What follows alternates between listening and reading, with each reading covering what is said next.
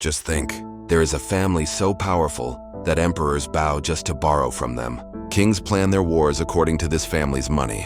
Governments survive or collapse, depending on whether they can secure or repay their credit. For a long time, the Rothschilds were not just bankers. They were the very veins through which money and power flowed across Europe. Their story sounds exactly like a conspiracy thriller. A family that moved money faster than states could move soldiers. A name whispered in palace corridors while decisions were being made. Yet they themselves always stayed in the background, almost invisible. But here's the truly striking part. This family didn't need crowns or armies. They built the modern financial system. And today, whether we realize it or not, we are all still living inside that system. To understand this, we need to go back a bit, to the late 18th century. Europe was in complete chaos. Austria, Prussia, France, England. Constant wars, constant crises. Kingdoms were fragile, treasuries were empty. Money was based on gold and silver, but armies consumed it far faster than kings could mint new coins. In this environment, credit was not a privilege, it was a matter of survival. And this is where Meyer Amschel Rothschild enters the scene. He was born in Frankfurt in 1744. He didn't come from a powerful dynasty or a noble lineage. He started out selling coins in a small shop in the Jewish ghetto, but he was smart. He realized something crucial. Real money wasn't in holding coins, it was in directing money. Over time, he began managing aristocrats' wealth and arranging loans. He became the financial agent of the Prince of Hesse, one of the richest men of the era. That connection became the turning point of the Rothschild story. When the Napoleonic Wars broke out, Meyer was no longer just a banker, he was a man planning the future. He sent his 5 sons to 5 different European cities: London, Paris, Vienna, Naples, and Frankfurt. This was an incredible move. In an age when news took weeks to travel and countries could be conquered in months, the Rothschilds had built their own private financial and information network.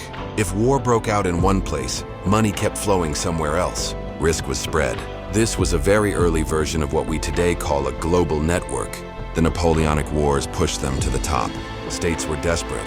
England had to borrow enormous sums just to fight Napoleon. Soldiers' wages, food, weapons, everything depended on money, but state treasuries were slow and disorganized. The Rothschilds, on the other hand, were fast. They had couriers. They received news before official channels did, and in that era, even a single day's advantage in information meant a fortune. There is a famous story about the Battle of Waterloo. It's said that Nathan Rothschild learned of Napoleon's defeat before anyone else and made a massive move in the markets. This story may be exaggerated, but the core truth remains. The Rothschilds obtained information faster than anyone else and turned it into advantage. And when the war ended, one thing became clear. The British state was more dependent on the Rothschilds than ever before. After the 1820s, the Rothschilds didn't just finance wars, they financed peace. They lent to governments. They organized bond markets, railways, canals, mines, industrial investments. Their fingerprints were all over Europe's modernization. Today, governments issuing bonds, borrowing money, or falling into debt crises feels completely normal. But the foundations of this system were laid back then, and the Rothschilds were among its architects.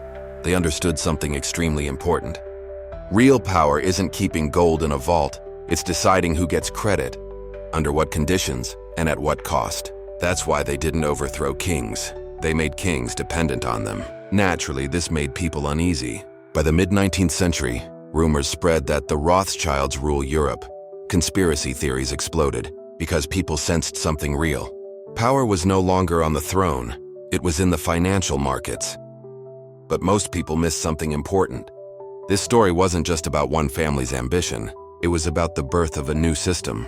They reached their peak in the mid-19th century, but it didn't last forever. Other major banks emerged. Governments created central banks. Finance became more institutional. It was no longer possible for a single family to control everything.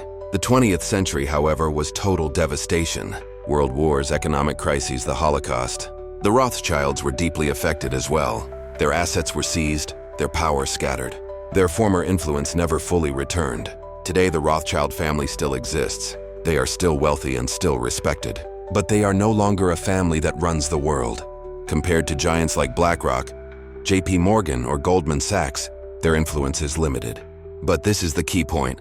The family stepped back, but the system remained. When debt crises erupt today, when central banks set interest rates, when markets punish countries, All of this is the continuation of a system created 2 centuries ago. The Rothschilds do not secretly rule the world, but they laid the foundations of the financial order that does. That's why this story matters. Money is not as innocent as we think. Money is a tool of power. In the right hands, it can lift nations up. In the wrong hands, it can bury them in debt. The lesson is simple. It's easy to get lost in conspiracy theories and say, one family controls everything. The harder truth is understanding how the system actually works. Because whether you're a king in the 19th century or someone living on credit cards today, the rule doesn't change. The borrower is always dependent. History doesn't repeat itself exactly, but it echoes. And the echo of the Rothschilds is still ringing in our ears. True wealth isn't just money. Real power is deciding who writes the rules of money. If you don't understand that, history will one day teach it to you the hard way.